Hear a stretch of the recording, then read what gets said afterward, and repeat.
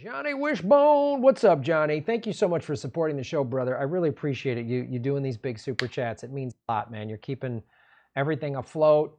And as I've said before, anyone who donates any dollar amount to the show, I really appreciate it, and you're helping keep this show going.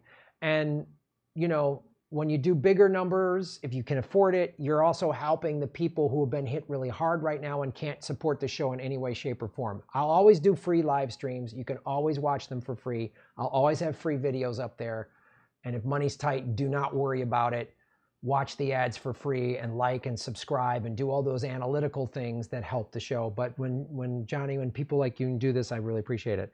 So despite getting a special provision for the airline industry in the recent bailout, Boeing yesterday decided to fire 10,000 workers and released a statement they would be laying off another 10% of workers upcoming. So this is what they do. They threatened to fire people if they didn't get the money they wanted. Then they get the money they wanted, they still fire people. Yeah.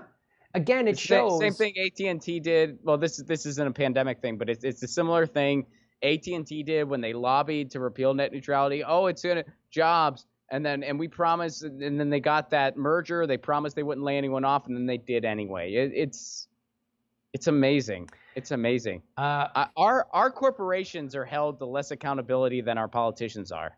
Oh, it's unbelievable. I mean, first of all, anybody just tuning in, my name is Graham Elwood. You're watching The Political Vigilante. I'm here with Ron Placone, and we're just talking about Boeing as an example of we need all this stimulus money. And then, of course, both parties, Republican-controlled Senate, Democratically controlled Congress, both parties get together and give these corporations everything with no stipulations. Like, there should be if you lay off one person, you're done. You don't get this money. You get nothing.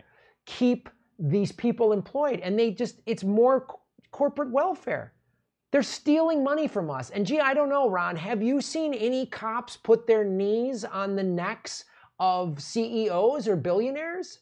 I have not seen that. Not at all. I've looked on the internet. I keep doing Google searches, and I can't seem to find that. I see no videos and no photos of cops with their knee on the neck of a CEO who took a stimulus plan and then fired people. I bet you, I'm not a huge math guy, but I bet you that's more theft than a guy writing a bad check. Yeah, I'm gonna go with I'm gonna go with that. The number's higher. I'm not a math guy either, but I feel like the numbers are pretty big. I mean, when you get to the trillions, Yeah, I'd love to see if you steal $1 trillion or something, hundreds of billions of dollars at the very least, and that money could keep people employed. Like what Boeing is doing is committing a crime. They should be responsible now. All these layoffs and all of the ancillary problems that come with this, all of these people losing jobs, we're going to see a wave of, we've already domestic violence, suicides, drug addiction, obesity, all of these things are coming from staying at home and stress and all of this stuff. I mean, so Boeing is really going to be responsible for all that thing.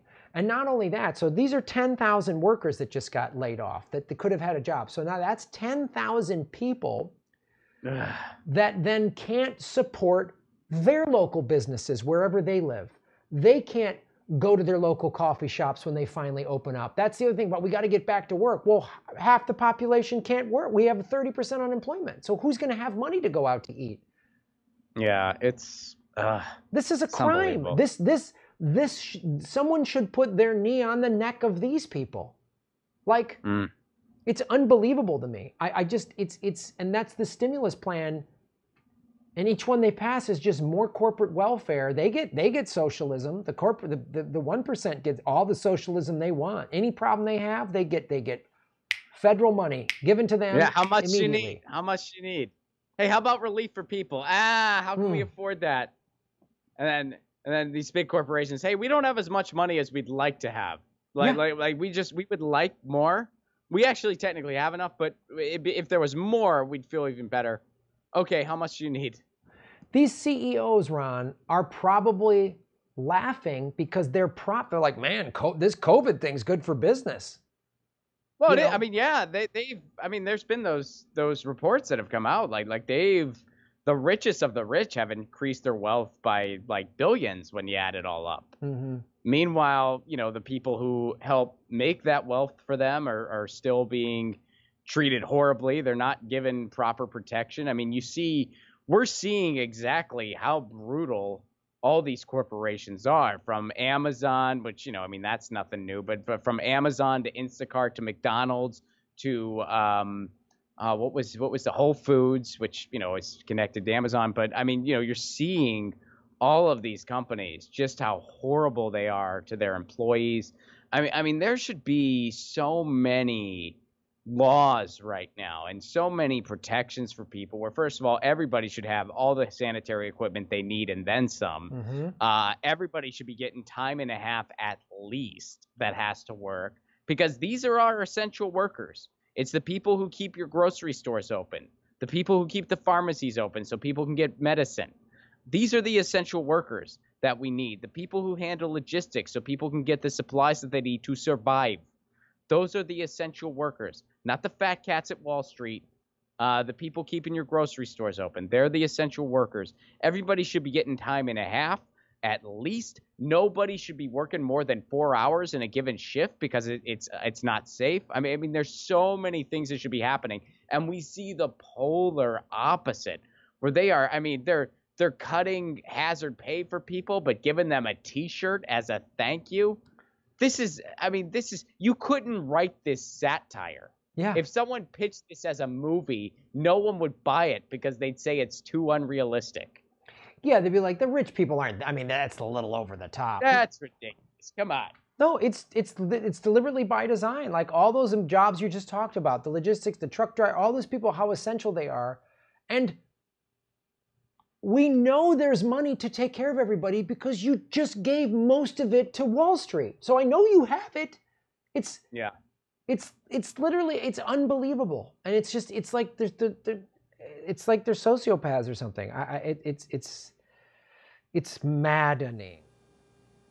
Hey everybody, like, share, and subscribe. Hit the bell notification button and the subscribe button, even if you've done it before, because they're unsubscribing, many of you, every day.